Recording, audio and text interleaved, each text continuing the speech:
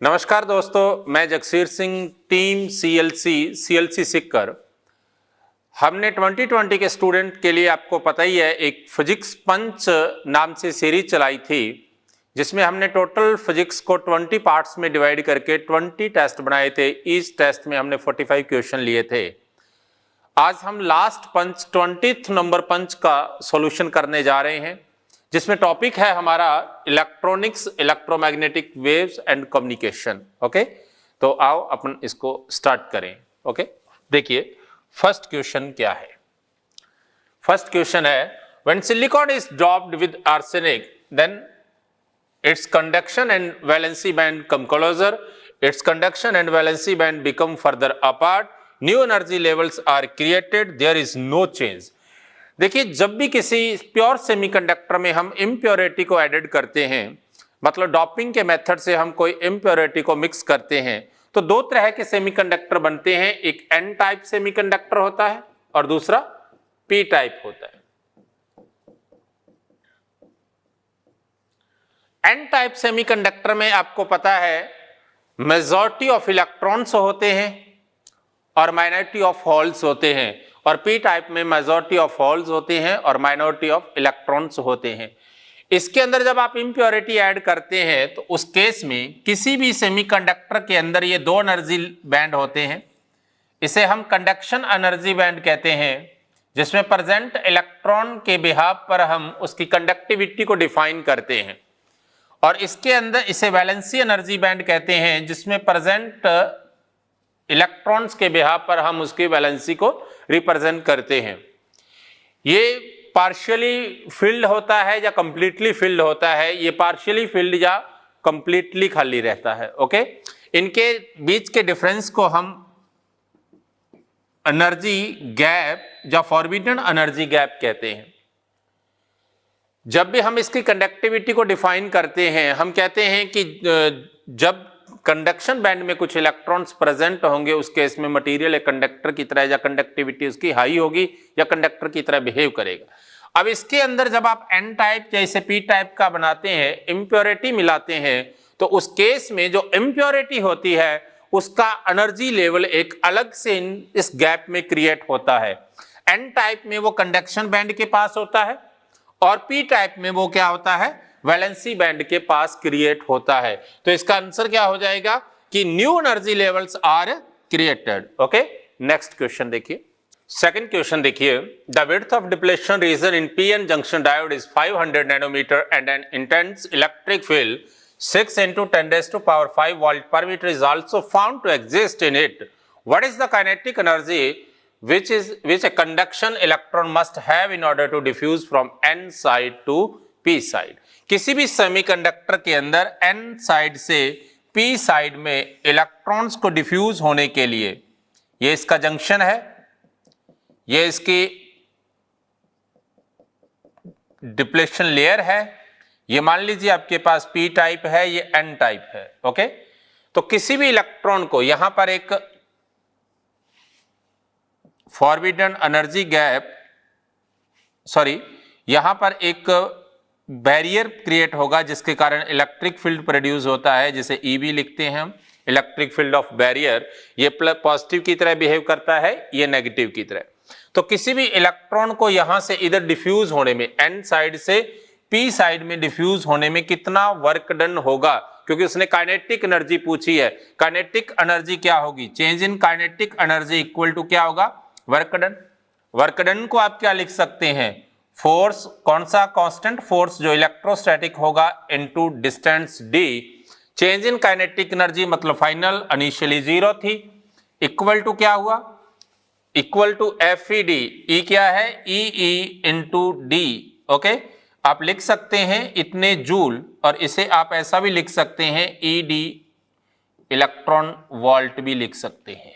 Okay, ई की value आपको क्या दी है, 6 × 10⁵ इंटू 500 नैनोमीटर, 500 × 10⁻⁻⁹ नैनोमीटर के लिए क्या किया, -9, 5 और 2 7, तो आपके पास क्या बचा, 30 × 10⁻⁻2 equal to 0.30 electron volt, it means answer क्या हो जाएगा, सेकंड आंसर हो जाएगा। ओके, नेक्स्ट क्वेश्चन देखिए, थर्ड क्वेश्चन देखिए, zener diode functions in forward biased condition, reverse biased condition, both forward and reverse biased condition, none of above. आपको पता है जीनर डायोड किस कंसेप्ट पर वर्क करता है? जब भी आप किसी डायोड को रिवर्स बायस में जोड़ते हैं, रिवर्स का मतलब इसको नेगेटिव से और इसको पॉजिटिव से, एन को कहां जोड़ा, पॉजिटिव से, और इसे कहां जोड़ा, नेगेटिव से। उस केस में जब आप कर्व खींचते हैं तो आपने वहां पढ़ा होगा कि रिवर्स बायस के लिए आप देखते हैं वोल्टेज की वैल्यू इंक्रीज होने के साथ साथ करंट धीरे धीरे इंक्रीज होता है, और एक वैल्यू होती है जिसे अपन VZ जीनर वोल्टेज कहते हैं, उस पर करंट सडनली इंक्रीज हो जाता है। ये कब होता है? रिवर्स बायस में, और इसी कंसेप्ट पर जीनर डायोड वर्क करता है। तो इसका मतलब इसे हम ऑलवेज किस में जोड़ेंगे, रिवर्स बायस्ड कंडीशन में। ओके, नेक्स्ट क्वेश्चन देखिए, next question, there the three semiconductors are arranged in the decreasing order of their energy gap as follows, the correct arrangement is। देखिए आपके पास ये चार अरेंजमेंट दिए हैं, आपको बताना है किसकी एनर्जी ज्यादा है। याद रखने वाला क्वेश्चन है। सबसे ज्यादा आपको पता है डायमंड की होती है, कार्बन की कह सकते हैं, सिलिकॉन, उसके बाद जर्मेनियम। इसका आंसर क्या हो जाएगा, सेकंड हो जाएगा। ओके, डाटाबेस क्वेश्चन था। नेक्स्ट देखिए, नेक्स्ट क्वेश्चन, फिफ्थ क्वेश्चन देखिए, the contribution in the total current flowing through a semiconductor due to electrons and holes are 3/4 and 1/4 respectively. If the drift velocity of electron is 5/2 times that of hole at this temperature, then the ratio of concentration of electron and holes।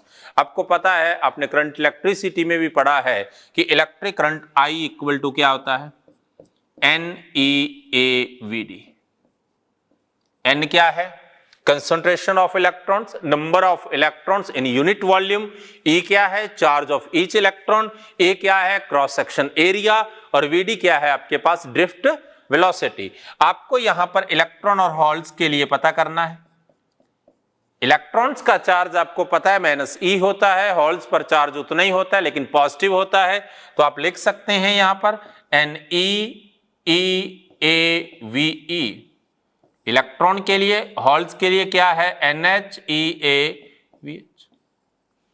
Okay, आपको दिया है कि 3/4 of total current, मतलब आप लिख सकते हैं 3I/4, और 1/4 ऑफ टोटल करंट आप लिख सकते हैं I/4।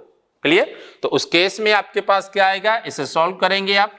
IE इलेक्ट्रॉन के लिए क्या था, 3/4, तो 3I/4 ओवर I/4, दोनों का charge same cross section area, Ne/NH पता करना था, इक्वल टू Ne/NH।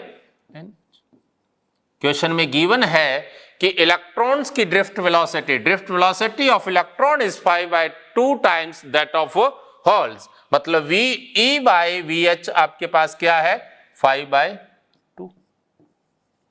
तो आप कह सकते हैं यहां से Ne/NH इक्वल टू क्या होगा, I/4 से I/4 कैंसिल, 2 इधर आएगा, 6/5, इट मीन्स 6:5। आपके पास आंसर क्या हो जाएगा, फर्स्ट आंसर हो जाएगा। ओके, नेक्स्ट क्वेश्चन देखिए, नेक्स्ट देखिए, the resistivity of intrinsic semiconductor at 0 kelvin is. देखिए एक शुद्ध अर्धचालक की बात कर रहा है, एक प्योर सेमीकंडक्टर की बात कर रहा है। डेफिनेशन से हम पढ़ते हैं, the materials which at 0 kelvin temperature behave like conductors and high temperature behave like insulator are known as semiconductor.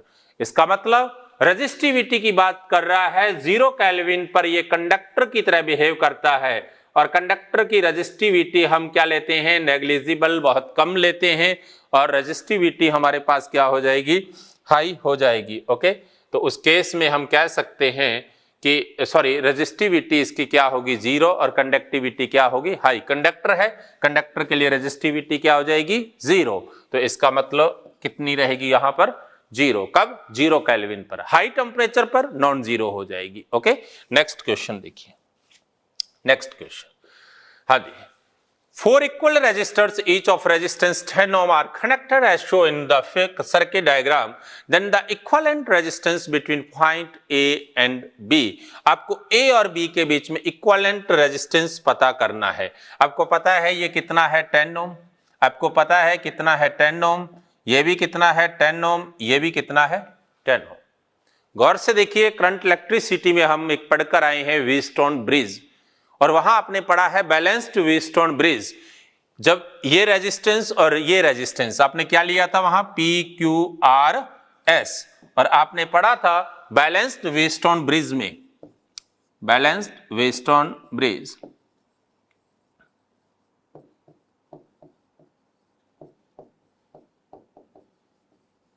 क्या पढ़ा था, P/Q is equal to R/S।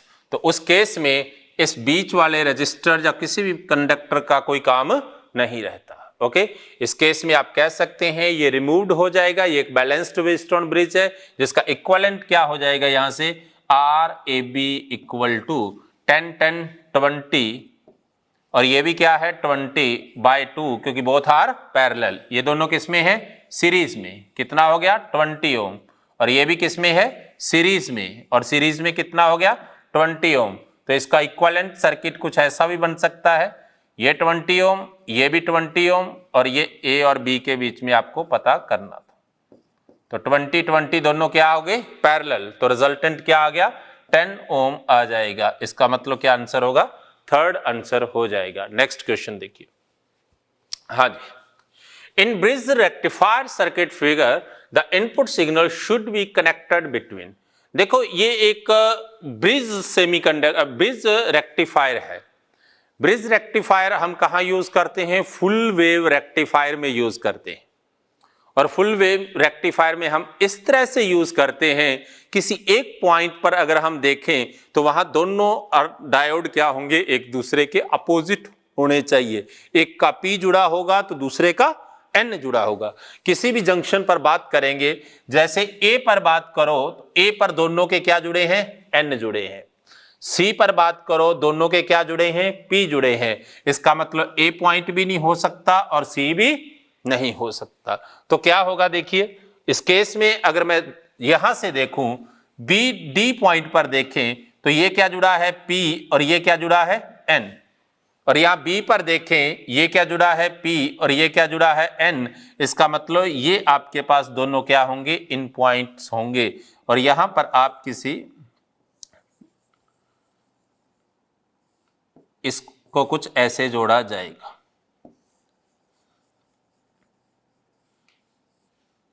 ये आपके पास इनपुट होगा। मेरी बात क्लियर, ये प्राइमरी कॉइल होगी, ये सेकेंडरी कॉइल होगी। ओके, तो इस केस में देखिए ये इस कंडीशन में यहां पर आपके पास आउटपुट हो जाएगा। अब देखो, जब ये इसका एंड पॉजिटिव की तरह काम करेगा, ये नेगेटिव की तरह, तो उस केस में ये क्या होगा, फॉरवर्ड बायस में होगा, ये रिवर्स बायस में होगा। क्लियर। नेक्स्ट इधर से देखें, ये नेगेटिव से जुड़ा है तो ये फॉरवर्ड बायस में होगा, ये किस में होगा, रिवर्स बायस में। तो करंट का फ्लो कैसे होगा, यहां से इधर जाएगा, A से C की ओर आने लगेगा। नेक्स्ट केस में ये नेगेटिव हो जाएगा, ये पॉजिटिव, और उस केस में आप कह सकते हैं, उस केस में जैसे ये पॉजिटिव होगा ये नेगेटिव, तो इसके पॉजिटिव होते ही ये फॉरवर्ड बायस में हो जाएगा और ये रिवर्स में काम नहीं करेगा। ये रिवर्स में हो जाएगा, क्यों, क्योंकि नेगेटिव P से जुड़ रहा है, और ये किस में हो जाएगा, फॉरवर्ड बायस में। तो अब करंट कैसे आएगा, इस पॉजिटिव से यूं जाएगा, यहां से फिर करंट क्या आएगा, AC से। तो ये एक किसकी तरह बिहेव करेगा, फुल वेव रेक्टिफायर की तरह। तो इसका मतलब आप इनपुट कहां जोड़ोगे, इसके B और D पर जोड़ेंगे। इसका मतलब आंसर क्या हो जाएगा, फोर्थ हो जाएगा। नेक्स्ट क्वेश्चन देखिए, 9th क्वेश्चन देखिए। In the forward voltage in a semiconductor diode is changed from 0.5 volt to 0.7 volt. Then the forward current changed by 1 milliampere. The forward resistance of diode junction will be. देखिए diode का जो VI curve होता है, आपने पढ़ा है सभी ने, ये VI कर्व कुछ इस तरह से होता है। फॉरवर्ड बायस में कुछ ऐसा होता है, सॉरी ये V है, ये I है, तो कुछ ऐसा कर्व होता है। ओके, ये वोल्टेज है और ये करंट है। यहां पर आप देखते हैं कि रेजिस्टेंस कांस्टेंट नहीं है, यहां पर वेरी करता है, जिसे आप लिखते हैं आर डायनामिक। ओके, गतिक प्रतिरोध। आर डायनामिक क्या होगा? The change in voltage over change in electric current. Change in voltage आपको गिवन है, कितना गिवन है? 0.7 वोल्ट टू 0.5 टू 0.7, और चेंज इन करंट कितना है? 1 मिली एम्पियर। मिली एम्पियर को मैं एम्पियर में कन्वर्ट कर दूं, क्या हो गया? -3। तो आपके पास क्या आ गया?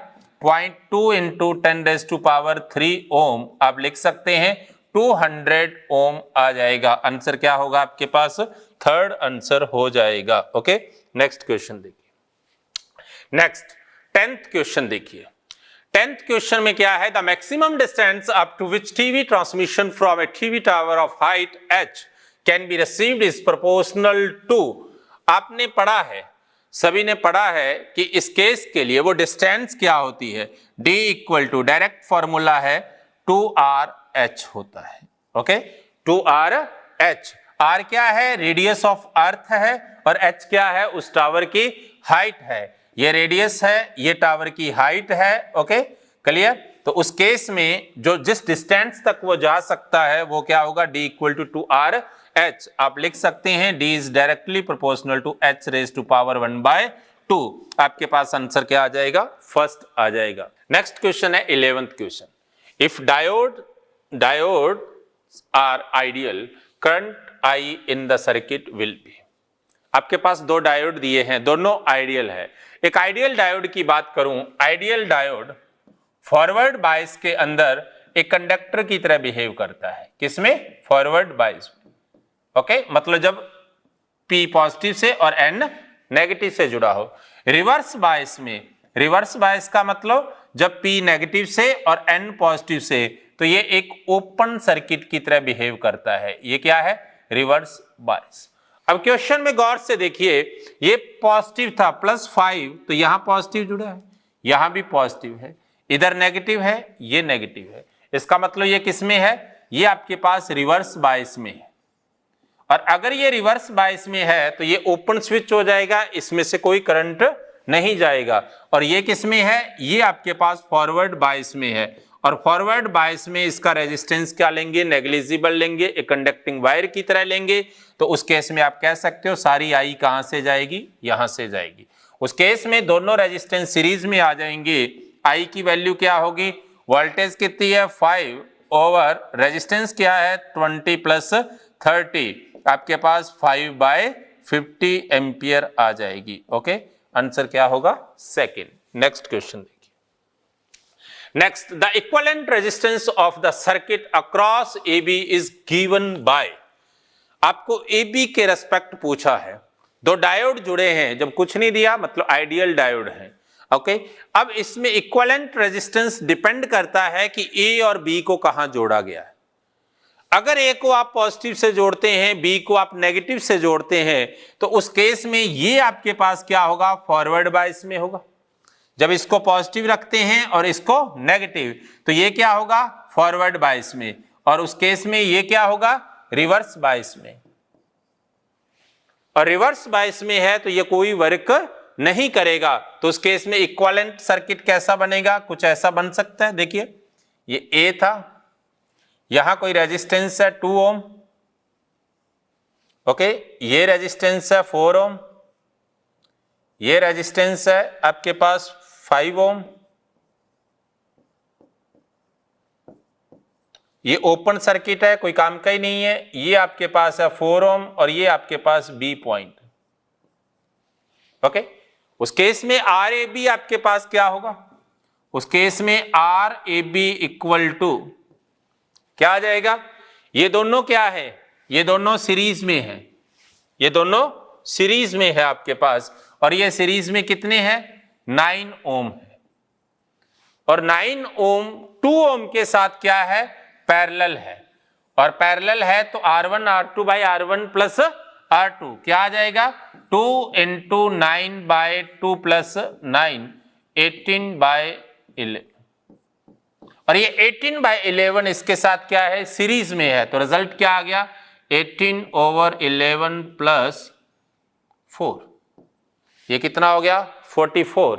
और 44 प्लस 18 क्या हो गया 62/11 आपके पास कितना आ जाएगा अप्रॉक्सीमेट 5.6 ओम आ जाएगा। मेरी बात क्लियर। अगर मैं दूसरा केस देखूं, दूसरे केस में जब आपके पास B पॉजिटिव हो और A नेगेटिव हो, अगर ये नेगेटिव है और ये पॉजिटिव, तो उस केस में ये क्या हो जाएगा फॉरवर्ड बायस में और ये क्या हो जाएगा रिवर्स बायस में। और अगर ये रिवर्स बायस में हुआ तो उस केस में इक्विवेलेंट सर्किट क्या बनेगा आपके पास, इक्विवेलेंट सर्किट होगा A 4 ओम, ऊपर वाली ब्रांच ओपन हो जाएगी, क्यों, क्योंकि वो रिवर्स बायस में था। ये क्या है 5 ओम, ये आपके पास 4 ओम और ये आपके पास क्या है 8 ओम और ये कहां जाएगा B पर। ओके, इस केस में आपको क्लियर दिख रहा है ये दोनों क्या होंगे सीरीज में, कितना हो गया 9, सीरीज 9 और 8 क्या है पैरेलल, तो इस केस में RAB क्या हो गया, इनका रिजल्टेंट इस 4 के साथ सीरीज में 4 प्लस इसका क्या हो गया 9 इंटू 8/9 प्लस 8 कितना हो गया 4 प्लस 72/17। इसको सिंप्लीफाई कर लेना, ये 68 प्लस 72/11 कितना आ जाएगा आपके पास 140/11।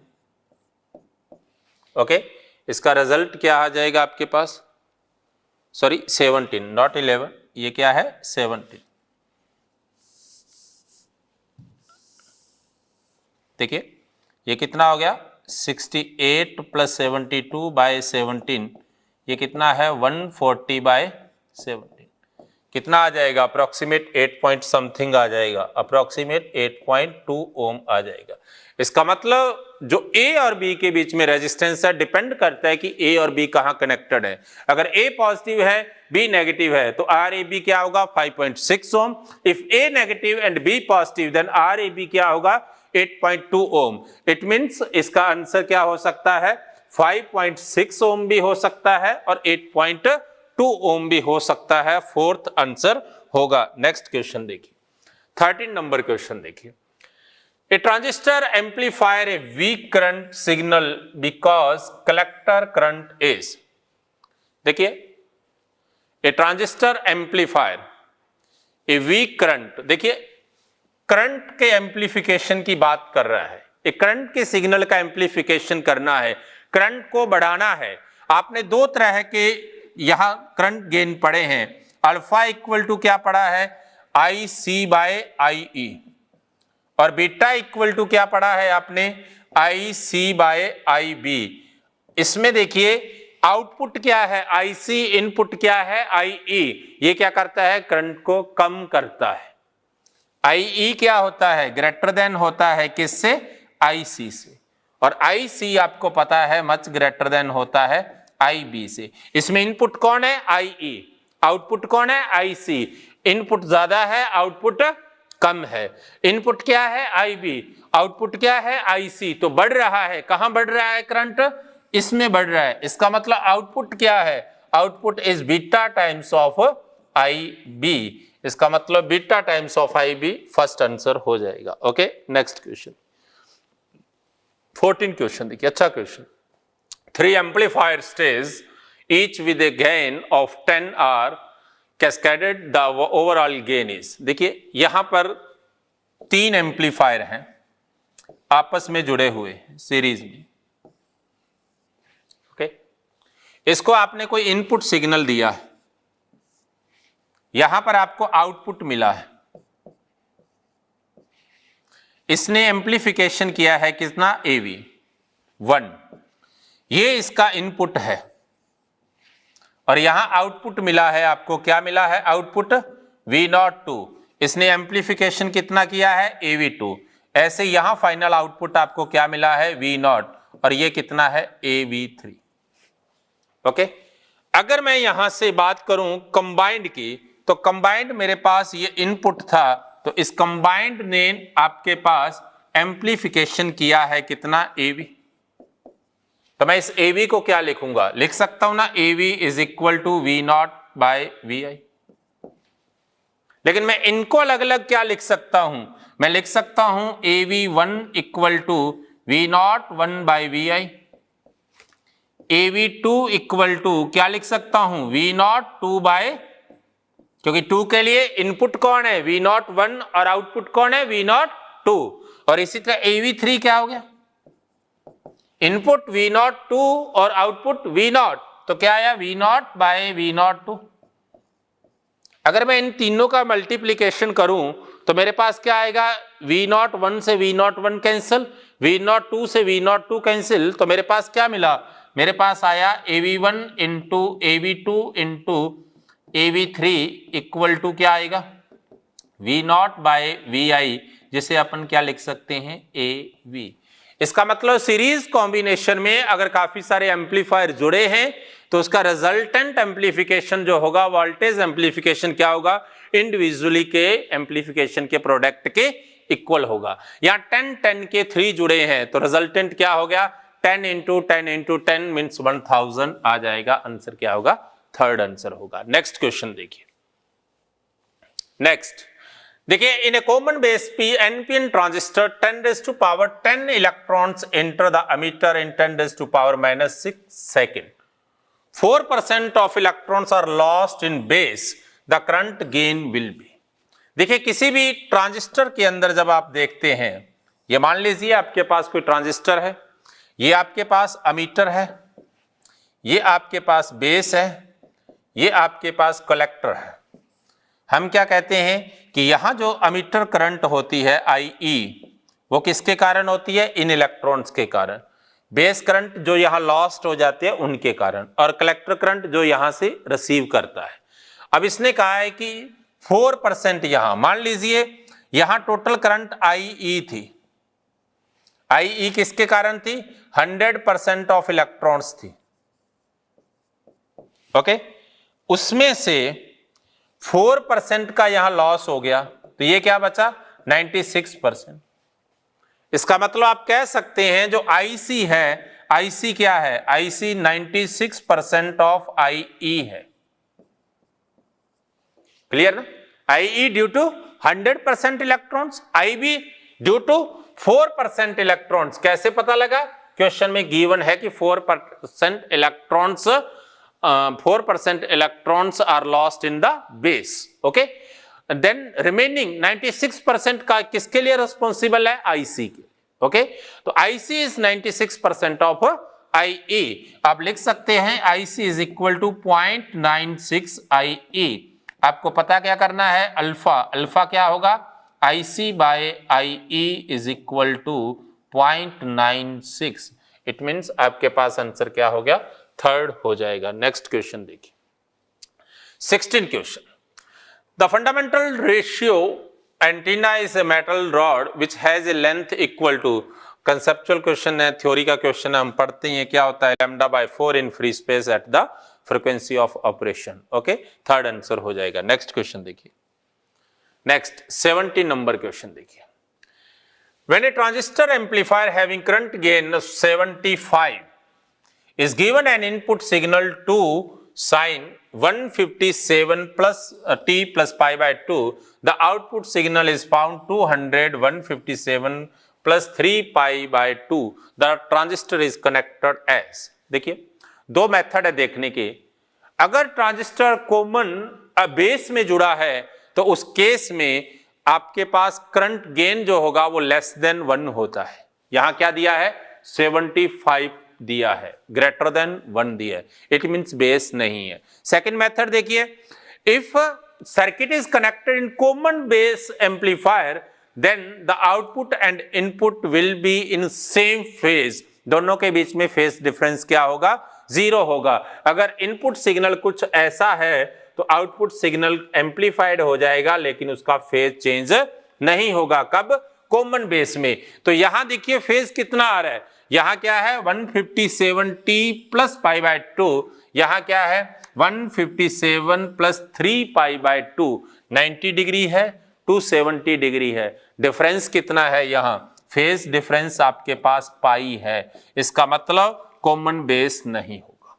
नेक्स्ट आता है कॉमन अमीटर, कॉमन एमिटर में क्या होता है, करंट गेन ग्रेटर देन 1 होता है, और दूसरी बात जो फेज डिफरेंस होता है वो 180 होता है। अगर ऐसा इनपुट है तो आउटपुट आपके पास क्या होगा, कुछ ऐसा हो जाएगा। इसका मतलब क्या होगा, कॉमन एमिटर एम्पलीफायर हो जाएगा। नेक्स्ट क्वेश्चन देखिए, 80 नंबर क्वेश्चन देखिए, गेट से रिलेटेड है, बुलियन अलजेब्रा का क्वेश्चन है, एक अच्छा क्वेश्चन है। देखिए, in Boolean expression which gate is expressed by as y equal to a dot b। देखिए यहां पर 3-4 गेट पढ़ते हैं अपन, हमने और गेट पढ़ा है सभी ने। और गेट क्या होता है, ये इस तरह का उसका सिंबल होता है। मैं थोड़ा सा रुककर आपको गेट के बारे में बता दूं। ये y होता है, जब इनपुट और इनपुट में से कोई भी एक 1 हो तो आउटपुट 1 होता है, और इसका जो बुलियन अलजेब्रा बनता है वो क्या बनता है, a प्लस बी। ओके, क्यों, इसमें 1 प्लस 1 1 होगा, 1 प्लस 0 1 होगा, 0 प्लस 0 0 होगा। ओके, दूसरा गेट होता है एंड गेट, उसका कुछ ऐसा सिंबल होता है,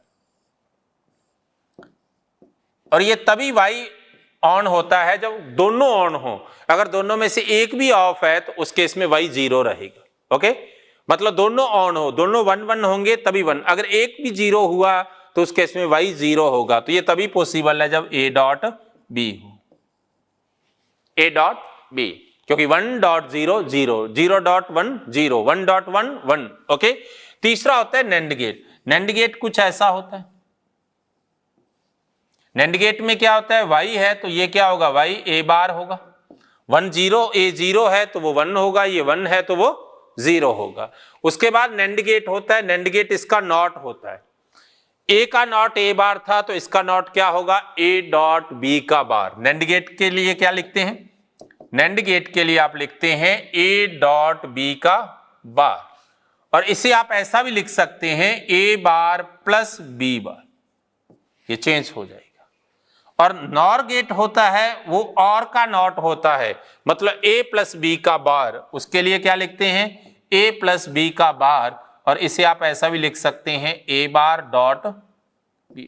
आपको क्या दिया है, y equal to a dot b का बार। आपको पता है a डॉट b का बार कौन होगा, नैंड गेट हो जाएगा। ओके, नेक्स्ट क्वेश्चन देखिए, 19 क्वेश्चन देखिए, to which logic gate does truth table given below correspond और एंड गेट, नैंड गेट और नॉर गेट। ओके, देखिए जब दोनों 0 हैं 0 है, 1 0 से 0, 0 1 से 0, 1 1 से 1। मैंने आपको अभी बताया था एंड गेट के अंदर आउटपुट तभी ऑन होगा जब दोनों ऑन होंगे, अदरवाइज वो ऑफ रहेगा। इसका मतलब ये किसको फॉलो करते हैं, y equal to a dot b को। देखिए 0.0 0, 1.0 0, 0.1 0 और 1.1 1। इसका मतलब ये किस गेट को रिप्रेजेंट करते हैं, एंड गेट को। नेक्स्ट क्वेश्चन देखिए 20th number, what is the value of a plus a bar in the Boolean algebra. Okay, मैं बुलियन अलजेब्रा से रिलेटेड 2-3 बातें आपको और बता दूं। राइट, 0 प्लस 0 0 होता है बुलियन अलजेब्रा में, 1 प्लस 0 0 1 होता है, सॉरी, और 1 प्लस 1 भी 1 होता है। ऐसे ही अगर मैं बात करूं 0.0 0 होता है, 1.0 0 होता है, और 1.1 क्या होता है, 1 होता है। क्लियर। ऐसे ही अगर मैं 0 बार की बात करूं तो वो क्या होता है, 1, और 1 बार की बात करूं वो क्या होता है, 0। अगर मेरे पास a डॉट a हुआ तो वो ऑलवेज क्या होगा, a ही होगा, और अगर मेरे पास a प्लस a हुआ तो वो ऑलवेज क्या होगा, a। क्यों, 0.0 हुआ तो 0 ही आएगा, 1.1 हुआ तो 1 ही आएगा, 1 प्लस 1 होगा तो भी 1 आएगा। ओके, अब देखिए अगर मेरे पास a प्लस a बार हुआ तो ये ऑलवेज 1 होगा। क्यों, अगर a 0 हुआ तो 0 प्लस 0 का बार क्या हो गया, 1, 0 प्लस 1 1। अगर a 1 हुआ तो 1 प्लस 1 का बार क्या होगा, 0, तो 1 प्लस 0 क्या होगा, 1। और अगर मेरे पास 1 प्लस a आ गया तो ये भी आपके पास 1 होगा। क्यों, a 0 रखोगे 1 प्लस 0 1, और a 1 रखोगे तो 1 प्लस 1 1। और अगर मेरे पास a डॉट a बार आ गया तो ऑलवेज 0 होगा। क्यों 0 होगा, क्योंकि a को 1 रखोगे, 1.1 का बार 0, तो 1.0 0, 1 0 रखोगे, 0.0 का बार 1। और अगर आपके पास a डॉट 1 आ जाए तो ये ऑलवेज ए होगा, राइट। ए 0 हुआ तो 0 हो जाएगा, 1 हुआ तो 1 हो जाएगा। आपके पास इसने a प्लस ए बार का मान पूछा था, वो ऑलवेज क्या होता है, 1 होता है। ओके, नेक्स्ट क्वेश्चन देखिए 21 number. In the given Boolean expression y equal to a dot b bar plus b dot a bar, if a equal to 1 or b equal to 1 then y will be, very simple, देख लीजिए, y equal to 1 dot 1 bar value रख दीजिए plus 1 dot 1 bar, clear. 1 plus 1 bar क्या हो गया 0, तो 1 dot 0 0 plus 0 equal to 0, result क्या आ गया 0। नेक्स्ट क्वेश्चन देखिए, नेक्स्ट 22 देखिए, आपके पास ये गेट दिया है, the combination of NAND gates show here under the equivalent to. पूछा है ये फर्स्ट वाला क्या होगा, सेकंड वाला क्या होगा। ओके, ये गौर से देखिए, एक ही इनपुट है, NAND गेट के 2 इनपुट होते हैं, NAND गेट के क्या होते हैं, 2 इनपुट होते हैं। लेकिन अगर दोनों को एक ही बना दिया जाए तो ये भी ए होगा और ये भी ए होगा, और इसका इक्वेशन क्या होती है, ए डॉट ए का बार, राइट। तो ए डॉट ए को ए लिखते हैं, तो इसको आप क्या लिख सकते हैं, ए बार। कहने का मतलब जब NAND गेट का एक ही इनपुट होता है तो वो NAND नहीं रहता, ये क्या बन जाता है, नॉट बन जाता है। तो ये नॉट, ये नॉट, ये नॉट है, तो ये क्या होगा, ए बार, और ये क्या होगा, बी बार। तो आपके पास सी क्या आएगा, मैं इस केस में y इक्वल टू लिख सकता हूं, NAND गेट है, NAND गेट का इनपुट क्या है, ए बार डॉट बी बार, और इसका नॉट फिर बार। जब आप इसको हटाओगे तो आप लिख सकते हो ए का डबल बार, डॉट की जगह प्लस, और बी का क्या आ गया, अभी बताया था मैंने, जब ऊपर वाले बार को हटाएंगे ये चेंज हो जाएगा, डबल बार का मतलब वो खुद ए होता है और प्लस क्या हो जाएगा, बी, और ए प्लस बी किसका होता है, और गेट का होता है, इसका मतलब ये क्या है, और गेट है। यहां देखिए, यहां NAND है, NAND का मतलब ए डॉट बी का बार है, ये आगे नॉट कर दिया, इसका फिर से बार कर दिया, ए डॉट बी के बार का फिर से बार क्या हो गया, A dot B, A dot B का मतलब ये गेट कौन सा हो गया, एंड गेट हो गया। इसका मतलब पहले वाला और होगा और दूसरे वाला एंड होगा, तो इसका मतलब और गेट एंड गेट हो जाएगा। 22 का क्या होगा, फर्स्ट आंसर। 23 क्वेश्चन देखिए, a full wave rectifier circuit along with the input and output are show in figure, the contribution from the diode I is, ये आई डायोड है, राइट। ये आपके पास फुल वेव रेक्टिफायर में ये primary coil है, ये secondary coil, मेरी बात क्लियर। अब देखिए इसमें जो आउटपुट होगा वो क्या होगा, वो इसमें पूछ रहा है कि इस डायोड का आउटपुट का पार्ट कौन सा है, इसमें ए बी सी डी में से कौन सा पार्ट है। देखिए जब इस पर इनपुट आपके पास ये रहेगा तो उस केस में क्या होगा, ये पहले प्लस की तरह काम करेगा, ये माइनस की तरह, तो ये फॉरवर्ड बायस में होगा, ये रिवर्स में होगा, मतलब ये करंट देगा ये नहीं देगा, इसके कारण नहीं होगा। तो पहला लूप किसके कारण हो गया, इस डायोड के कारण। फिर सेकंड केस में ये नेगेटिव होगा, ये पॉजिटिव होगा, जैसे ये नेगेटिव ये रिवर्स बायस में होगा, ये फॉरवर्ड बायस में, तो इसके कारण करंट जाएगा सर्किट में, तो इसका मतलब वोल्टेज कौन देगा, ये देगा आई डायोड। फिर से ये पॉजिटिव होगा, फिर ये देगा ये नहीं देगा, फिर से ये नेगेटिव हुआ ये पॉजिटिव हुआ तो ये फिर से देगा, इसका मतलब बी और डी कौन देगा, ये, और ए और सी कौन सा देगा, अपर वाला डायोड देगा। आंसर क्या हो जाएगा, बी डी हो जाएगा। नेक्स्ट क्वेश्चन देखिए, assuming that the junction diode is ideal in the circuit show in figure the current through the diode is, ये आइडियल डायोड है, राइट। आइडियल डायोड आपको मैंने बताया था फॉरवर्ड बायस के अंदर क्या होगा, फॉरवर्ड बायस में कंडक्टिंग वायर की तरह काम करेगा, रिवर्स बायस में एक ओपन स्विच की तरह काम। किसी भी सर्किट के लिए फॉरवर्ड और रिवर्स पता करने के लिए क्या करते हैं, ये P है ये N है, ये 0 वोल्टेज है तो ये +1 वोल्ट हो, ये 0 वोल्ट है तो ये +2 वोल्ट। आपको क्लियर दिख रहा है VP कितना है, 1 वोल्ट, और Vn क्या है, n पर कितनी लग रही है, +2 वोल्ट। यहां पर 3 कहानियां हैं। अगर Vp बड़ा हो Vn से तो क्या होता है, फॉरवर्ड बायस। और अगर आपके पास Vp लेस देन हो Vn से, then reverse bias, and if Vp is equal to Vn then no bias. In given situation, Vn is greater than Vp. It means diode is in reverse bias. And in the case of reverse bias, diode behave like an open switch. That is, there is no current passing through the diode. Answer will be 0. Next question. 25th question. The following configuration of gate is equivalent to. इनको combined रूप से मिलाकर के इनमें से कौन सा gate बनता है, right? आपको बुलियन अलजेब्रा पता होनी चाहिए ईच गेट की, ओके, या ईच गेट के बारे में पता होना चाहिए। ये चीजें आपको याद रहनी चाहिए कि किस गेट के लिए कब क्या आता है, ओके, मतलब इनकी ट्रुथ टेबल आपको पता होनी चाहिए। मैं इस गेट को एक बार सिंपल करूं, देखिए इसको बुलियन अलजेब्रा से करूं, ये ए है, ये मेरे पास बी है, राइट, ये ए है, ये मेरे पास बी। इसका आउटपुट मुझे क्या मिला, ए प्लस बी, और इसका आउटपुट मुझे क्या मिला, ए डॉट बी बार। क्यों, क्योंकि ये नैंड गेट था, एंड का नॉट।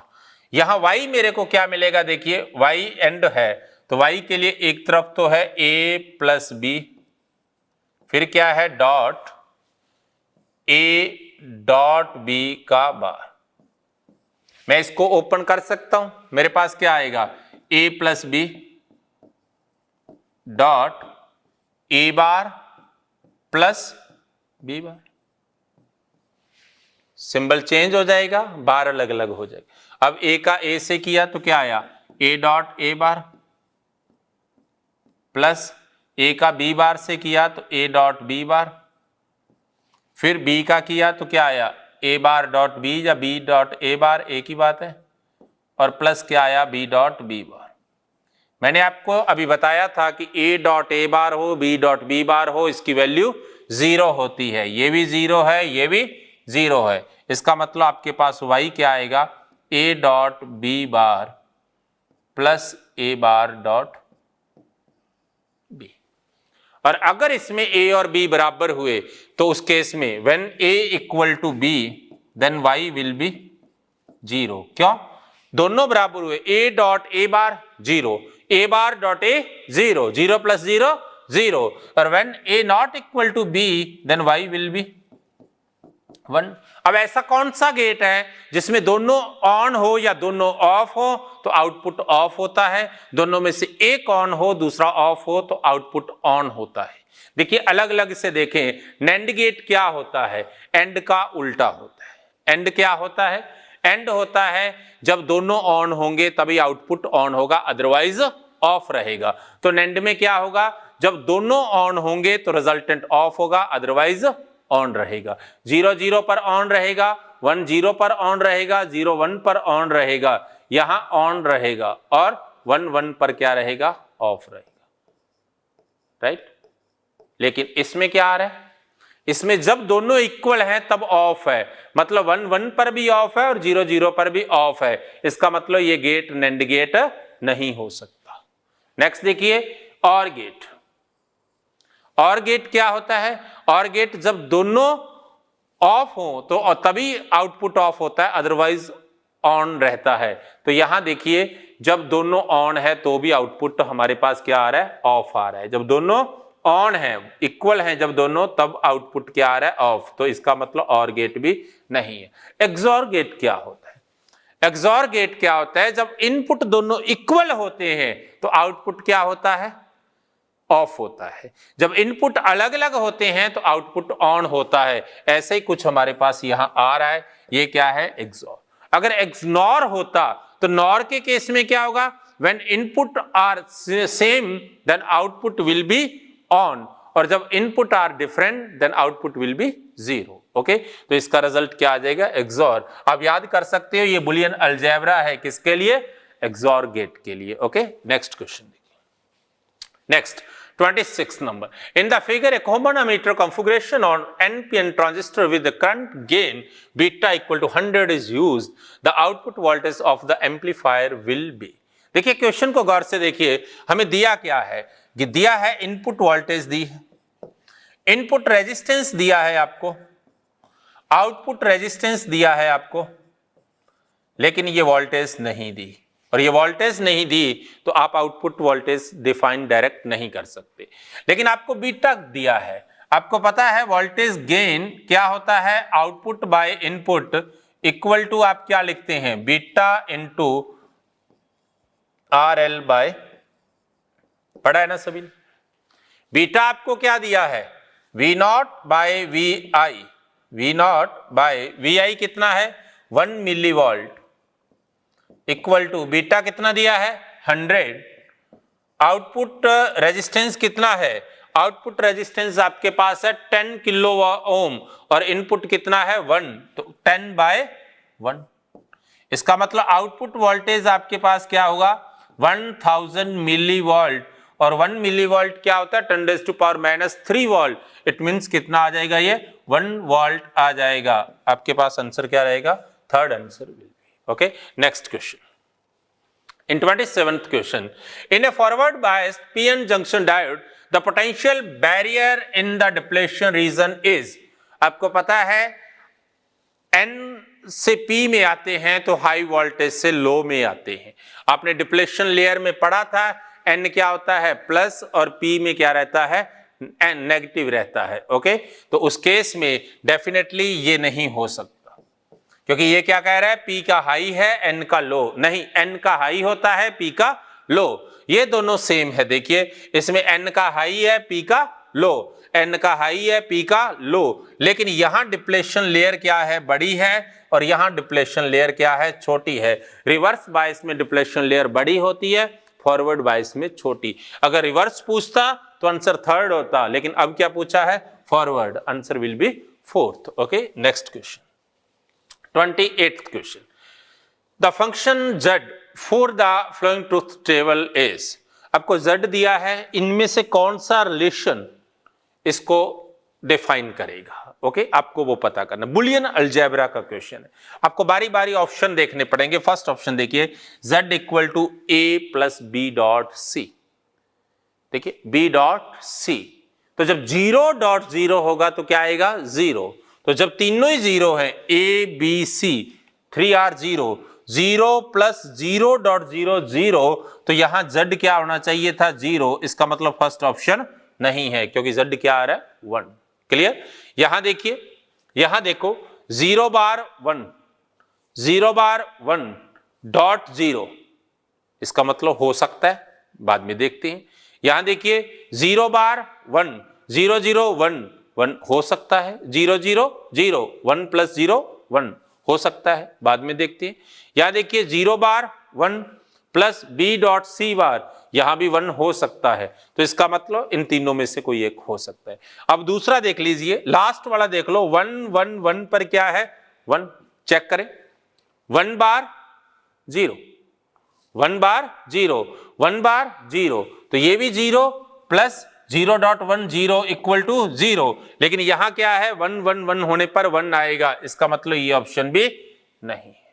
क्लियर, यहां देखिए 1 बार 0 और 1 1 1 हो सकता है, यहां देखिए 1 बार 0 प्लस 1.1 बार 0, तो ये भी 0, इसका मतलब ये भी नहीं होगा, तो ये ऑप्शन पॉसिबल है। ओके, अब आप इसको बारी बारी से चेक भी कर सकते हो। ओके, अलग अलग वैल्यू पुट करते हुए सारी ट्रुथ टेबल को चेक कर सकते हो। राइट, नेक्स्ट क्वेश्चन देखिए 29th क्वेश्चन।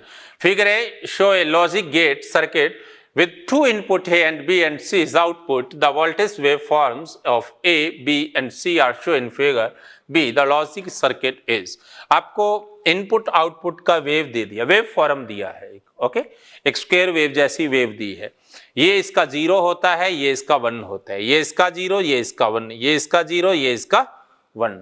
आपको यहां से चेक करना है। देखो तरीका क्या है, यहां देखिए एक सेगमेंट ये बन गया, एक सेगमेंट ये बन गया।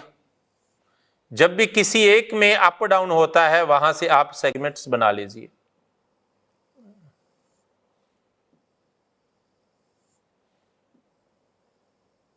ये बन गए, क्लियर।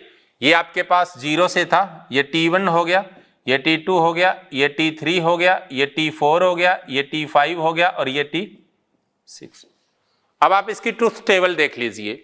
0 से T1 में देखिए, 0 से T1 में क्या था, A आपके पास 1 है, B आपके पास 1 है, C 1 है, तो A equal to B equal to 1, तो C भी क्या है आपके पास, कोई पता नहीं लगा, क्योंकि और में भी 1 1 पर 1 होता है और एंड में भी 1 1 पर 1 होता है, तो और भी हो सकता है एंड भी, डेफिनेटली नेंड और नॉर नहीं होगा, क्योंकि इनमें 1 1 पर 0 होता है। ओके, आपको पता लग गया, या तो एंड है या और है। अब आगे चले, देखिए यहां पर T1 से T2 तक देखिए, सॉरी ये 0 से T1 में दोनों 0 पर C 0 था, 0 से T1 में 0 0 0, ये T1 से T2 में A और B 1 था और C भी क्या है 1। अब देखिए T2 से T3 में, देखिए T2 से T3 में A क्या है 0 और B क्या है 1 और C क्या आया 0। जब A1 और A0 B1 और रिजल्टेंट 0, इसका मतलब गेट क्या है A डॉट B और A डॉट B मतलब एंड गेट, तो आंसर क्या हो जाएगा आपके पास, सेकंड हो जाएगा। नेक्स्ट क्वेश्चन देखिए, 30 number question, what is the value of output voltage V0 in the circuit. आपको आउटपुट वोल्टेज पूछिए, कुछ नहीं है क्वेश्चन में। जब भी जीनर डायोड का केस आता है, इसको हम उस केस में हम आउटपुट वोल्टेज देखनी है तो ये स्टेबलाइजर में यूज होता है, तो उस केस में जितनी वोल्टेज इसकी है उतनी ही वोल्टेज इसकी होगी। V0 will be 6 volt. Okay, लेकिन इसमें क्वेश्चन एक और भी पूछ सकता है, वो आपसे पूछ सकता था, बताओ डायोड से कितनी करंट जा रही है, पूछ सकता था।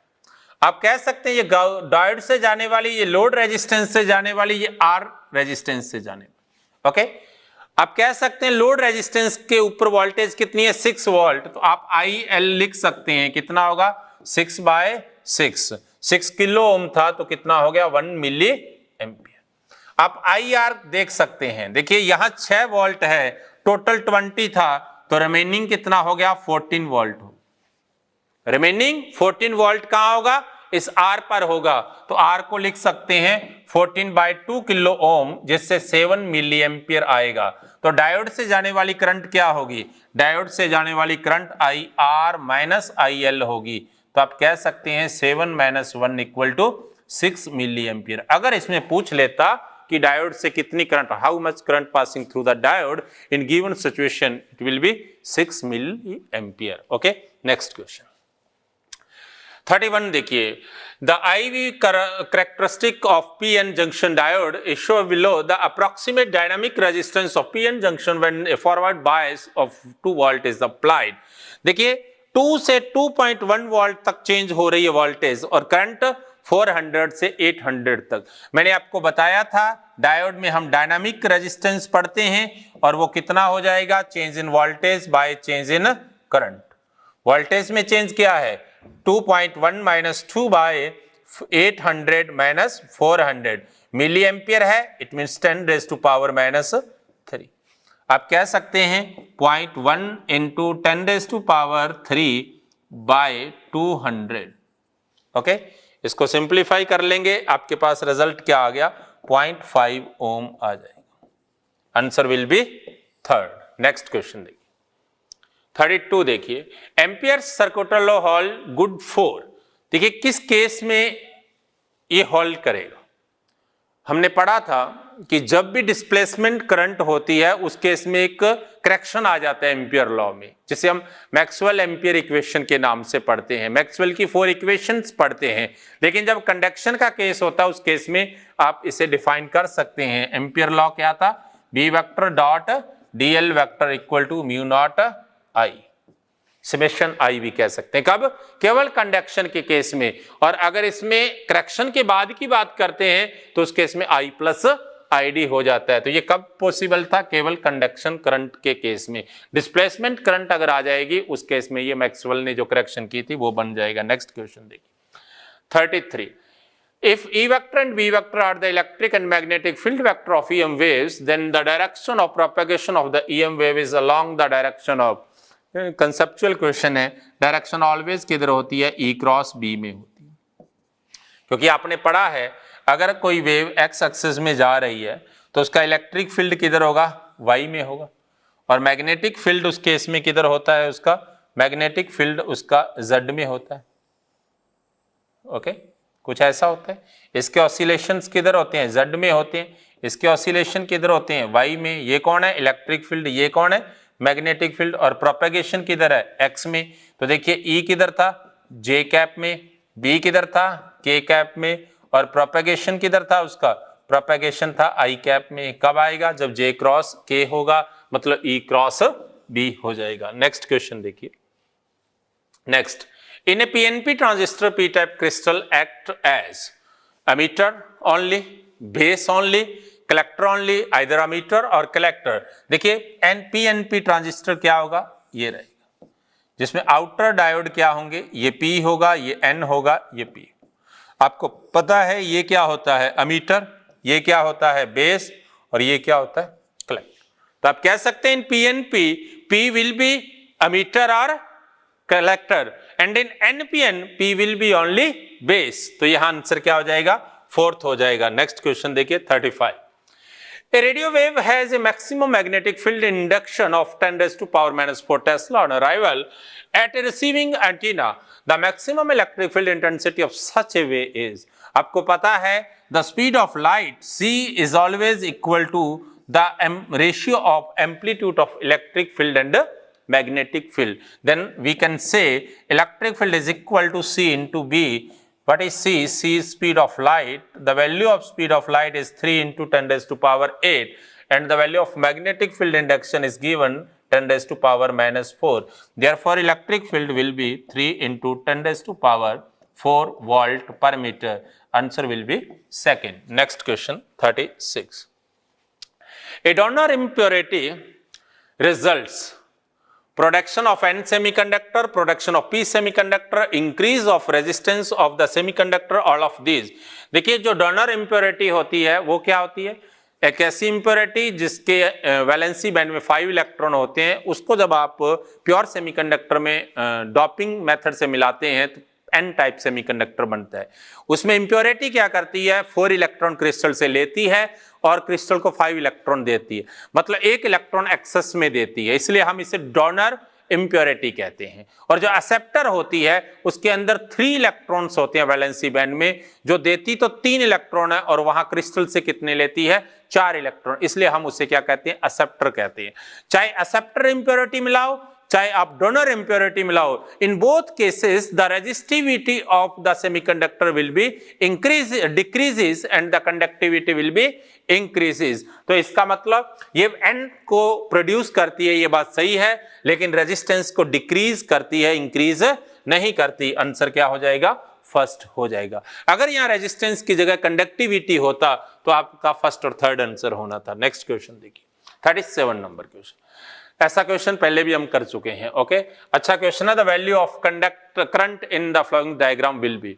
देखिए P पर कितना वोल्टेज है 5 और N पर कितना है 3, P is greater than N, therefore diode will be in forward bias. In the case of forward bias, diode behave like a conducting wire, and then the potential difference between both end will be 2 volt and total resistance will be 200 ohm. Then current I equal to 5 minus 3 by 200 equal to 1 by 100 equal to 10 raised to power minus 2 ampere.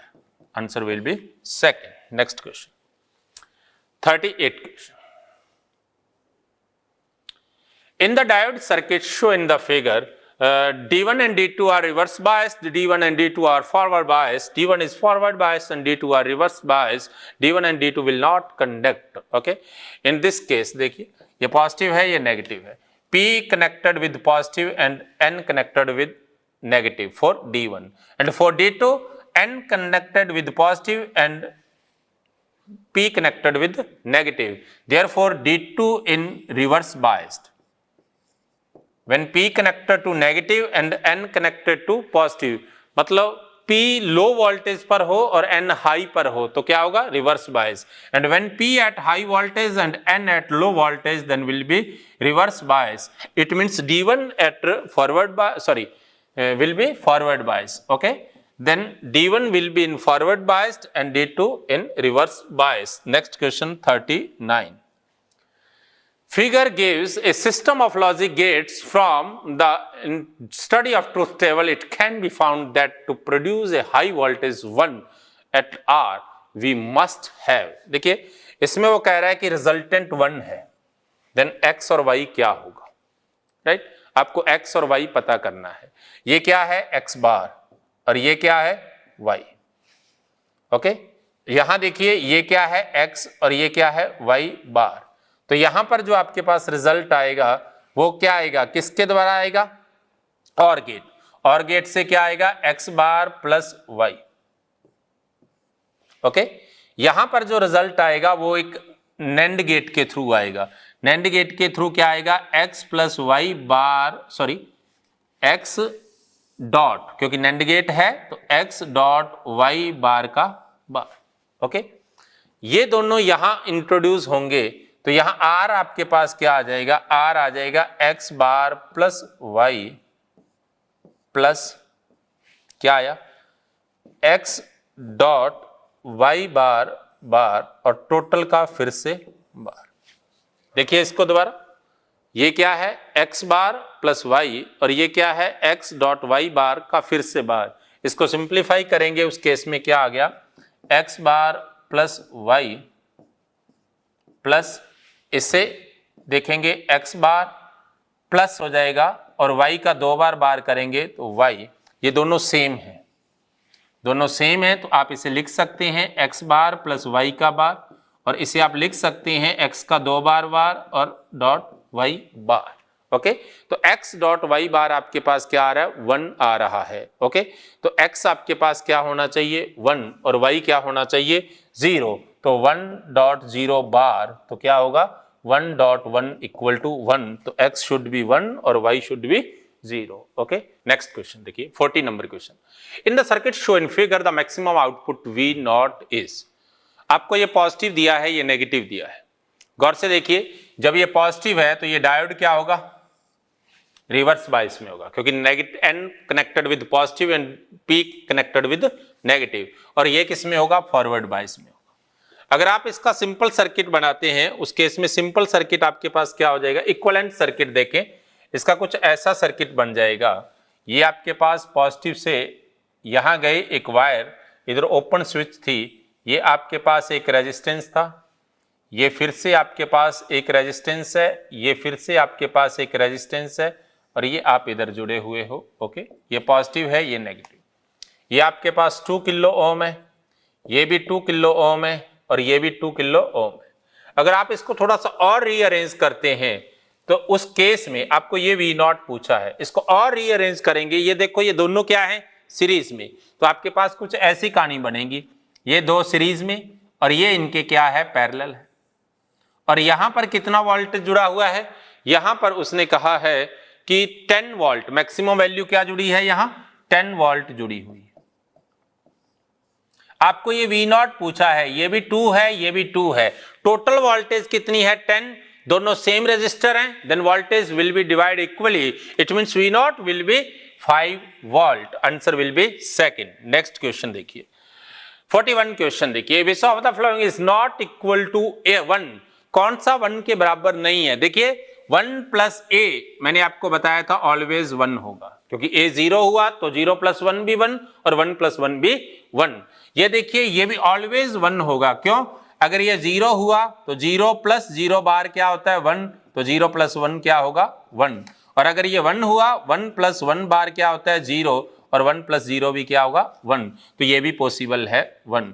यहां देखिए A dot A बार 0 होगा, क्यों, देखो 1 हुआ तो 1 dot 1 बार, तो 1 dot 0 क्या है, 0, और अगर 0 हुआ तो 0 डॉट 1 बार, 0 बार 1, तो 0 डॉट 1 क्या हुआ, 0. इसका मतलब ये 1 नहीं होगा. इसको और देख लीजिए, A डॉट A बार है तो इसको आप अगर रीअरेंज करके लिखें तो ऐसा लिख सकते हैं A बार प्लस A का पूरे के बार को हटाएंगे तो ये अलग अलग बार हो जाएगा। इसको आप लिख सकते हैं ए बार प्लस ए, तो आपके पास ये सेम बन जाएगा, 1 आएगा। ओके, आंसर थर्ड हो जाएगा। नेक्स्ट क्वेश्चन 42 क्वेश्चन देखिए, a NPN transistor having AC current gain of 50 is to be used to make an amplifier of power gain 300.